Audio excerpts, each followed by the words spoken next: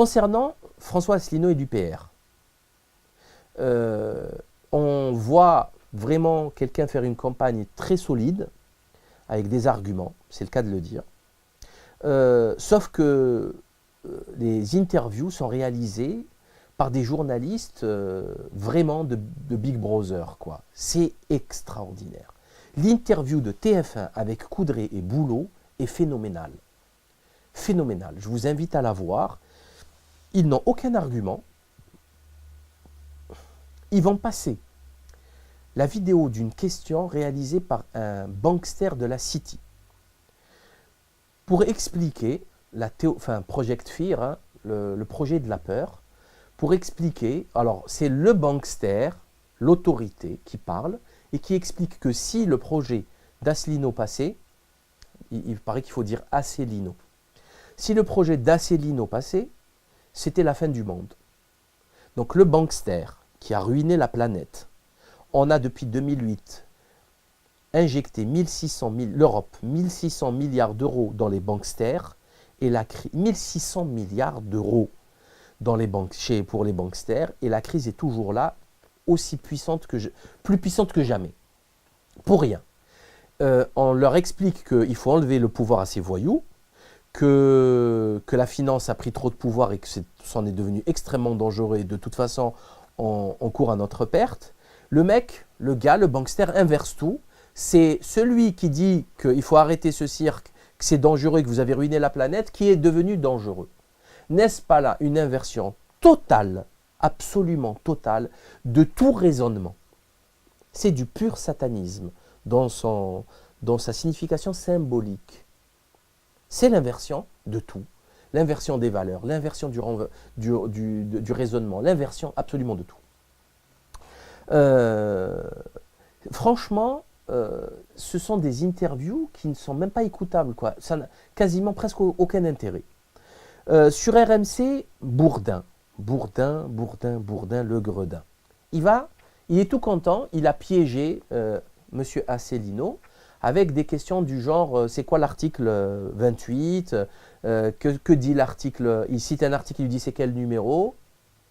Ah bon? Parce qu'il est censé l'apprendre par cœur. Donc le médecin, le pharmacien est censé apprendre le Vidal par cœur, le dictionnaire des médicaments.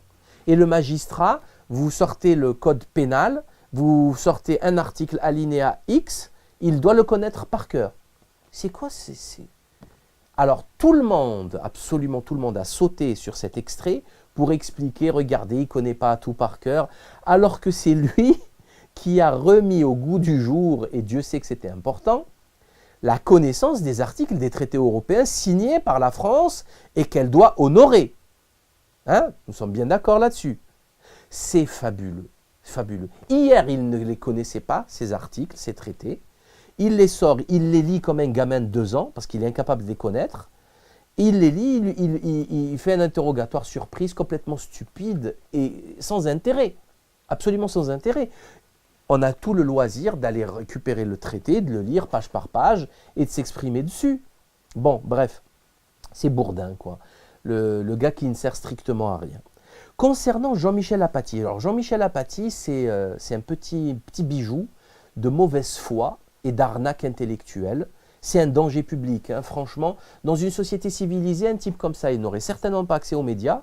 Et mieux encore, après avoir commis toutes ces infractions et ces mensonges, il serait en prison. France Info, le 12 avril, hein, aujourd'hui même, donc, il pose des questions, notamment, alors il lui dit, oui, vous avez un très faible taux au sondage, et M. Asselineau lui dit que, oui, mais sur Internet, il y a des sondages qui me donnent des taux beaucoup plus intéressants. Et l'autre, il lui dit, combien? C'est dingue, il est censé connaître ces chiffres, avoir fait son enquête avant de le recevoir. C'est l'inverse en fait, encore une fois, l'inversion de tout. C'est-à-dire que ce journaliste n'a pas fait son travail. D'ailleurs, il y a eu un tweet il y a quelques jours où on parlait des GOPÉ, hein, Grande Orientation des Politiques Économiques de l'Europe, qu'elle impose aux pays signataires des traités, notamment la France, et M. Asselineau lui dit, bon, ben, c'est à vous de faire ce travail. tenez le lien, suivez-le, allez lire les GOPÉ. La GOPÉ, les grandes orientations de politique économique qui s'imposent à nous tous. Ils ne font pas le travail, les types ne lisent pas les traités, ne lisent pas les grandes orientations, ne lisent absolument rien, et pourtant ils arrivent à tenir des matinales, à faire des interviews, c'est extraordinaire, extraordinaire. Alors toujours pareil, Project Fear, le projet de la peur, oui mais sortir de l'Europe, de l'euro, ça va affoler les gens. Ah bon? Et pourquoi? Vous croyez que la crise de 2008, elle n'a pas affolé les gens peut-être? Et la disparition de l'euro prochaine, l'écroulement obligatoire de l'euro, ça fait 10 ans que je le dis. J'ai annoncé quand même la crise en 2006-2007, bien avant qu'on parle de subprime dans les médias hexagonaux. Donc l'euro, la monnaie européenne, va s'écrouler. C'est pas mieux de le prévoir que de le subir peut-être. Hein? C'est préférable. Tout le monde est d'accord là-dessus. Donc pareillement, hein, Apathy nous parle de peur, d'affolement général. Non, il n'y a aucun affolement. Quand un État régalien responsable fait quelque chose dans les règles de l'art à l'avance, je ne vois pas ce qui va affoler quoi là-dedans. Hein. Et concernant la guerre en Irak, sur des questions concernant la Syrie, M. Asselineau expliquait qu'on nous avait déjà menti en 2003 à Rota, etc., en 2013. Vous savez ce qu'il lui dit, M. Jacubizine? Il dit oui, mais ça c'était il y a 15 ans. Donc, bon, c'est pas grave, 1 million de morts il y a 15 ans, c'est pas grave. Comment un être humain normal, sachant qu'un génocide n'est pas, il n'y a pas de, comment on appelle ça, n'est pas prescriptible, il n'y a pas de prescription pour les génocides et les crimes contre l'humanité. Comment un journaliste normalement constitué peut dire une connerie pareille? C'est inhumain, c'est un sauvage, c'est totalement inhumain. C'est-à-dire que la cause de 2003, c'est un mensonge. On a tué 1 million d'Irakiens, on a détruit l'Irak, c'était terreau de Daesh, on a donné le pouvoir aux chiites qui ont créé un désordre qui a amené plus de gens sunnites dans les bras de Daesh pour se venger des chiites. Donc on a créé tout le terreau, on les a armés, on a créé toutes les conditions pour amener ces gens-là, à donner du pouvoir à ces gens-là, qu'ils montent en puissance. Et après on nous dit oui mais c'est il y a 15 ans. Bah, il faut dire ça aux massacrés du Bataclan, de Charlie Hebdo. C'est à eux qu'il faut dire ça. Hein. C'est dingue quand même, c'est dingue. Petite interview du 11 avril, petit reportage du 11 avril avec interview de François Asselineau à Lille, au Grand Palais de Lille, par le quotidien de Yann Barthès, dans lequel ils étaient tout contents. Ils ont trouvé des gens qui étaient là et ils leur ont demandé quel site internet ils suivaient et comment ils s'informaient. Alors les autres leur disaient oui, la presse on ne l'écoute plus. Et il y a un monsieur qui leur dit oui, moi c'est plutôt, j'écoutais, il utilise le passé, hein, Alain Soral et Dieudonné. Et tout de suite, ils vont lui poser la question, Soral, incapable de dire, et là c'est une fake news, hein, c'est vraiment faux, de dire qu'Alain Soral est contre Asselineau d'une manière extrêmement virulente, puisque quasi quotidiennement, plusieurs posts par jour, en décrédibilisant Asselineau, en le faisant passer pour un gourou sectaire, ce qui est magnifique de la part du gourou Alain Soral. Hein, on rappelle qu'il y a eu quand même un suicide dans sa secte, je le rappelle au passage, contrairement à M. Asselineau. Hein, on n'a pas oublié quand même, hein. On n'a pas oublié Romain, hein.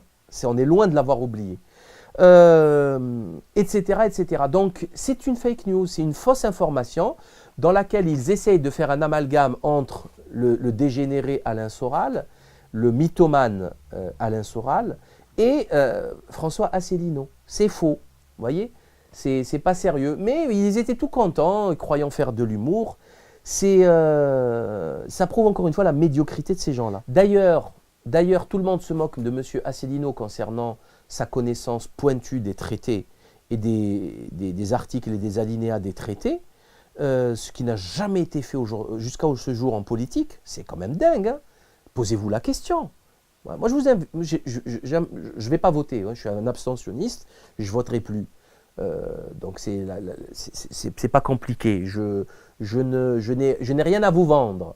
Par contre, quand on voit une interview de Marine Le Pen réalisée par Olivier Mazerolle, Yves Tréhard et Christophe Jacubizine, et pour mettre en difficulté Marine Le Pen, quand elle dit je vais faire ça, je vais faire ça, je vais faire ça, ils lui disent oui, mais vous êtes toujours dans l'Union européenne, vous ne pouvez pas le faire. Les arguments de François Asselineau, ils reprennent les arguments de François Asselineau pour contrer Marine Le Pen. C'est magique, c'est extraordinaire. Pour une fois, ils posaient des questions intelligentes. C'était la première fois de leur vie.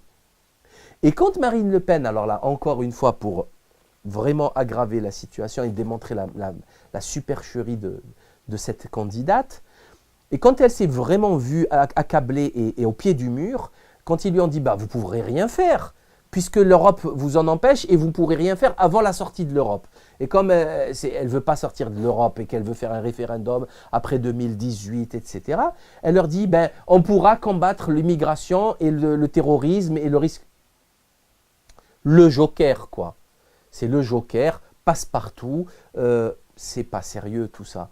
Donc, il y a quand même, franchement, une lourdeur, une médiocrité phénoménale dans ce pays, une mauvaise foi ahurissante. C'est du jamais vu. On n'a jamais vu ça. Franchement, on n'a jamais vu ça. Et ça, c'est inquiétant. Ça, c'est inquiétant parce que par qui vous allez remplacer ces gens? Il faudrait des centaines de milliers de personnes pour remplacer autant de médiocrité. Il n'existe même pas en France. La corruption a tellement atteint toutes les strates, tous les corps de métier, toutes les classes d'âge. Que faire maintenant? Sinon subir la chute, l'avalanche. Une avalanche. L'avalanche, elle doit se terminer. Hein. On ne peut pas l'arrêter en plein milieu d'une pente à 45 degrés. Voilà, donc j'en ai terminé pour ce quatrième volet des présidentielles. Vous souhaite une bonne soirée, à très bientôt.